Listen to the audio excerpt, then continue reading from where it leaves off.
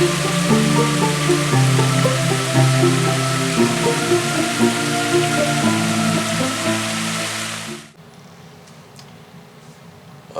morning. Hope you had a good day yesterday. Hope it wasn't too stressful. I know mine was mine kind of turned it up.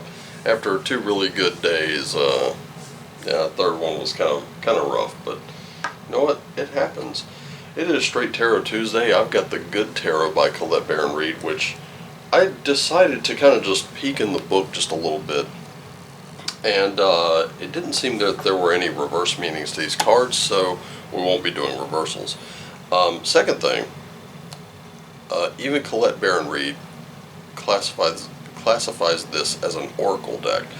Obviously, this deck is not one that I would use for like a tarot reading if I were out on the streets, which I always carry a tarot deck with me. Not many people know that, but it's true. I'm always carrying one in case someone thinks they see me and they would like one. And, I'll do a quick reading right there. It's not a problem.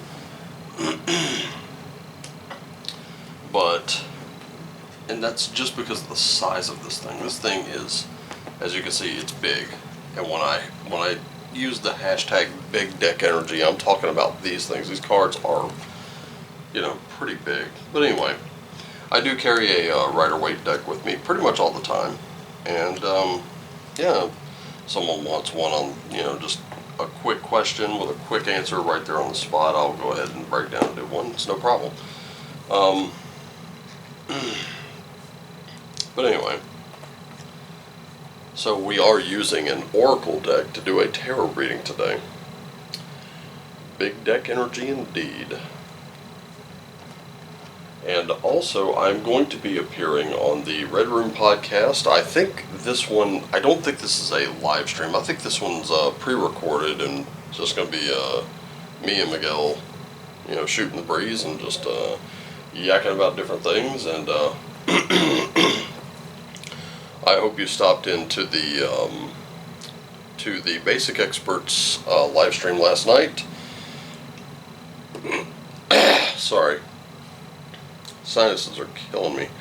Anyway, where we did speak about this new direction that Wizards of the Coast has taken with D&D and why it's, we're kind of weighing out everything that could happen. And my personal opinion is all you have to do is look at the news articles from the past of this company and you will see exactly where it's going.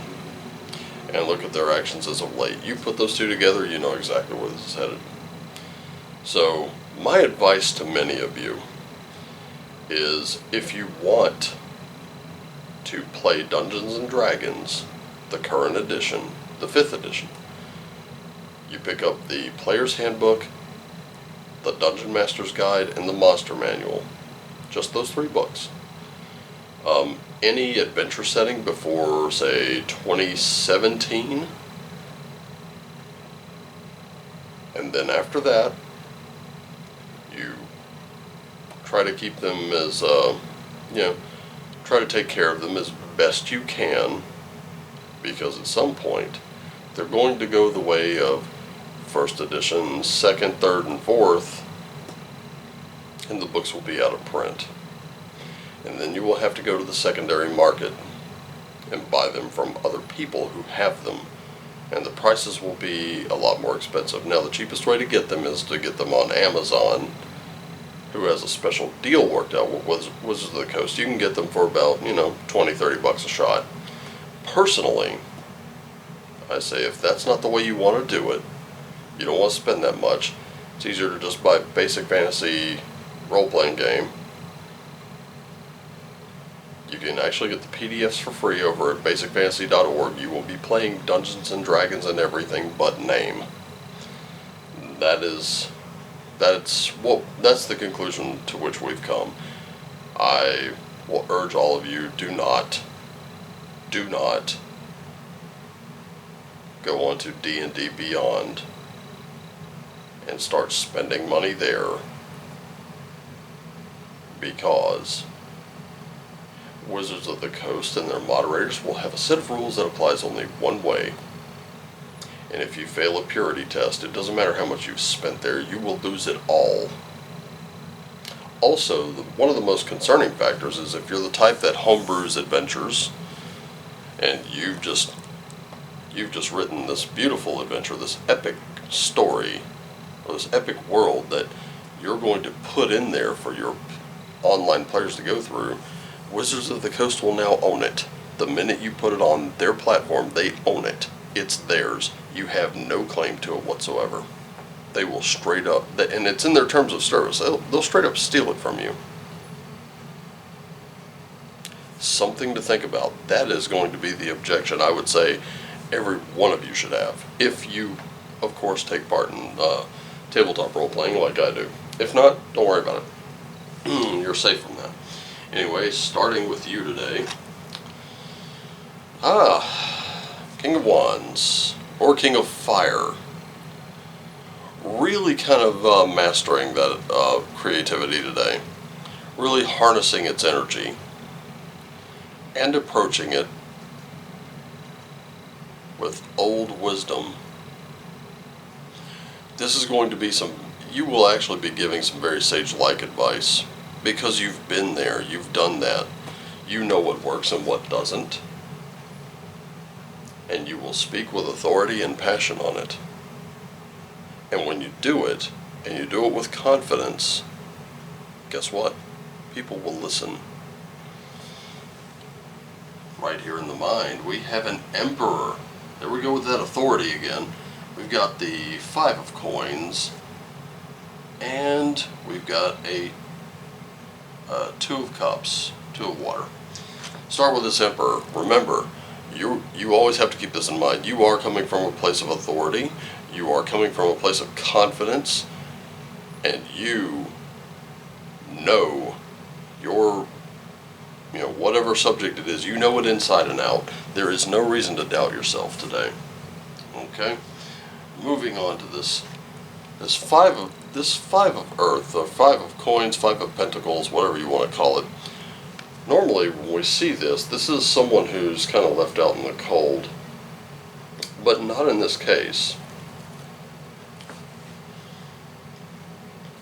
In this case, yes, we are mourning a loss, but look at where we are.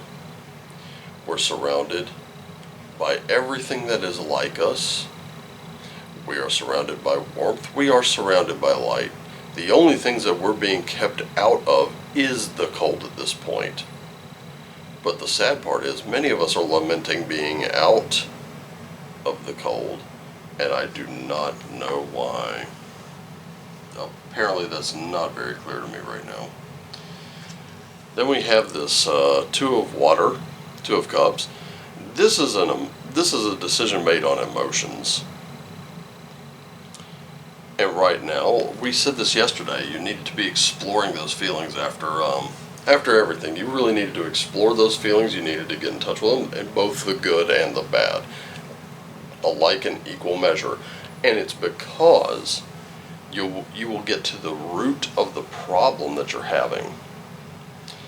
And typically when we have a problem like this, when we have an emotional issue, and believe one thing, the moon very much rules over emotions.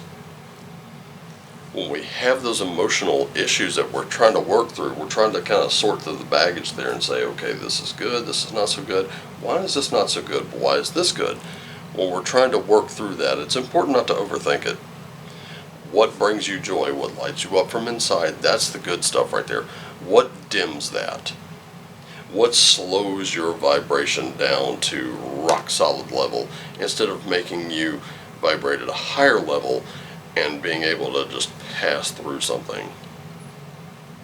And that's really it.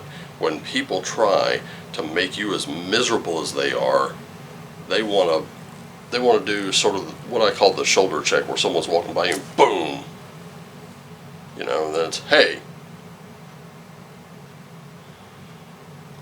But if you're vibrating at a much higher level, I'm not talking physically, I'm talking mentally here. That mental shoulder check is a sign of aggression But if you're allowed to, if you just pass yourself through them and not even notice, guess what? They get even lower. Sometimes they'll snap out of it and be like, hey, not everybody's got to be as miserable as I am. And they'll wonder how you're not. And they'll ask. And then it's important for you to share them. But you have to make that decision that maybe being left out of something is not such a bad deal. Okay? In the physical, we have the Hangman. We have a 10 of Swords, or 10 of Air. And we have a 6 of Pentacles, or 6 of Earth. So, let me show you something. With that Hangman, the Hangman is always at peace. They're just kind of swinging from that 1 foot. Not a care in the world. This really isn't a card about finding peace, it's about letting go. Some of us have had to let go of some things lately. Letting go of certain things is not necessarily a bad thing. Sometimes you got to lose a battle in order to win a war. Sometimes you just got to let go of the negative emotions in order to allow better things to come. Sometimes the thing you wanted to hold on to is so corrupt it's dragging you down with it. The question I would ask from the Hangman, whenever you're looking at the situation that you know good and well should be letting go of, you got to ask yourself, am I the captain of this ship? I know the old saying is, the captain always goes down with his ship. Well, is it your ship?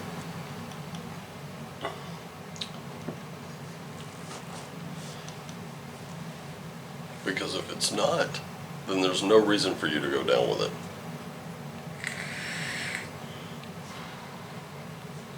No reason at all.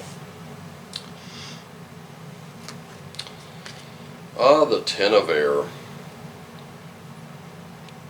Now this one isn't as brutal as the 10 of Swords card with the Rider-Waite. This one is a lot lighter. This is about triumph. This is about rising to the occasion. This is about, yes, you're gonna come out of it a little bloody. Hey, first one through the wall is always gonna get bloody. That much we know. You're gonna feel a little beat up. But the fact of the matter is, it's not happening to you, it's happening for you. And that's the thing to remember. Because right now, your generosity is everything. And let me show you something. This is showing me nature's abundance. And when we go back, it was all about speaking from authority. It's all about coming from that place of sage-like advice, that sage-like wisdom. It's all about that today. Because you know your stuff. You know your shit. It's right there. And you can either choose to share it. Like I said, you may have an encyclopedic knowledge of something. But share what's important. Share the highlights of it, and then let those people ask questions and let it be a back and forth. You don't have to dump everything on them. Just hit the highlights, show what's necessary, and let them ask questions. Let them, help them fill in the blanks, because at the end of the day, it's really the most generous thing you can do. Somebody else is being left out. But you have to make the decision to speak from that place of authority. You really have to make peace with letting go of the... Letting go can be very hard. You can't always rule the roost. It's just not going to happen. Alright? Spiritually speaking, we have a 9 of Wands.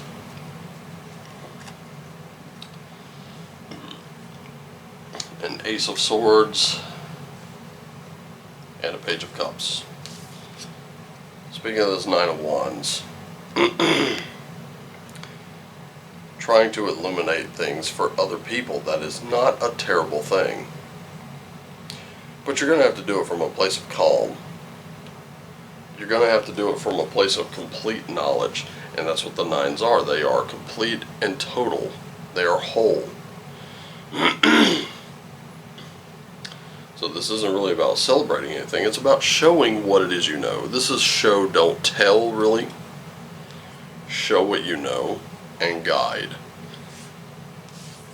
Then we have this, you do have the clarity to do it. Remember to keep that.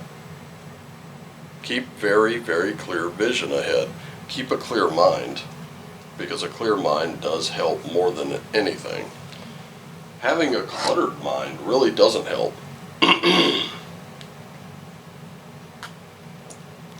When you have a cluttered mind, it's like having a cluttered desk. You have nowhere to put anything. You don't have a place for anything, and there's nothing in its place. Keep your thoughts clear. Keep your mind organized. That should have been said the other way around, but anyway. It's Tuesday. And we're just doing tarot. Alright. Let's cap off with this page of water, or page of cups. Remember, you're going to have to start looking at your emotions. You're going to have to approach it with a little bit of that childlike wonder, a little bit of that young naivete for a minute, because you really don't have it all figured out yet. Whatever subject it is you're speaking about, you do. But right now I see your emotions kind of getting in the way of some of it. And once you kind of clear that, once you understand what it is how it is you're responding and why, and we're connecting right with yesterday's reading. Once you do that, everything becomes very clear. You're able to think very clearly. On top of that, you're able to overcome, you're able to improvise, you're able to adapt. And then you can kind of give from a place of generosity. And you can watch people just kind of focus on you for just a minute. If it's attention you're seeking, this is the way to get it. And getting that attention is going to come with some responsibility on your part. So I urge you, attend responsibly. I think that's going to be the title for this video, is just attend responsibly. You're holding a lot of power.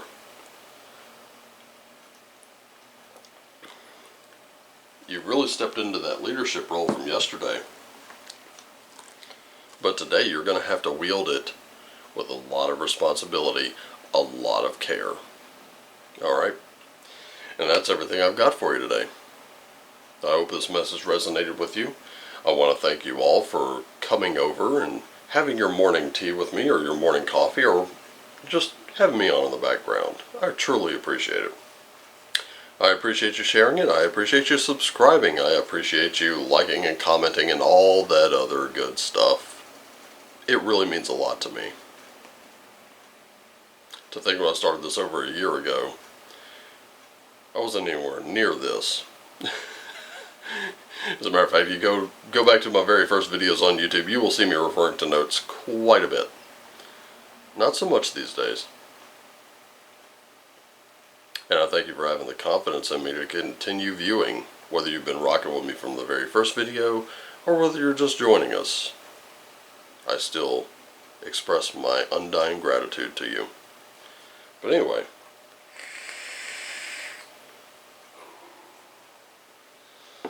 because I have a podcast to go on in a couple of hours, I need to get this video up and out to you, so I'll depart by saying I love you all. I want you to take care of yourselves and each other. And that's really the message here. Taking care of yourself and others. Always do what lights you up. And as always, shine on.